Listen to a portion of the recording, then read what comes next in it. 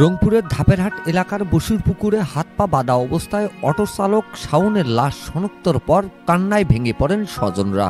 স্থানীয়রা জানান, সোমবার বেলা 12টার দিকে পুকুরে এক যুবকের মরদেহ ভাসতে দেখে পুলিশে খবর দেন তারা। পরে ঘটনাস্থল থেকে হাত পা বাঁধা অবস্থায় মরদেহ উদ্ধার করে পুলিশ।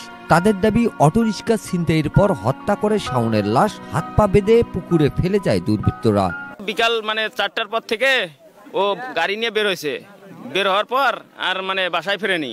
যখন ফোন ধরে না কয় তখন তো আমরা চারুপাকে খোঁজ মোটরসাইকেল নিয়ে নামলাম। এটা ষোলো বাচ্চা যা কইতেছে, তোমার দিকে একটা মরি আছে, ওই মাত্র আমি সঙ্গে সঙ্গে আইলাম। আই দেখেতে থেকেই পুকুরত নামি দেখি ঠ্যাং হাত মাথা একসাথে গোল করে এরকম বান্ধি থোয়া আছে। রংপুর সদর কোতোয়ালি থানার ওসি তদন্ত নাইদ হোসেন জানায়, এ বিষয়ে তদন্ত শুরু হয়েছে, জড়িতদের আটক করে আইনের আওতায় আনা হবে। অটো নেওয়ার জন্য মূলত এই হত্যাকাণ্ড। পরবর্তীতে আমরা আইনগত ব্যবস্থা বাদী এজাহার দিলে আমরা আইনগত ব্যবস্থা মামলা রুজু হবে, আইনগত ব্যবস্থা হবে। শাওন মিঠাপুকুর উপজেলার আশকরপুর সটিবাড়ি এলাকার সাবুল ইসলামের ছেলে। বাবা অসুস্থ থাকায় সংসারের হাল ধরতেও অটোরিক্সা চালাতেন তিনি।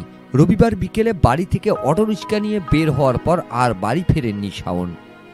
Mizanur Rahman, DRS news.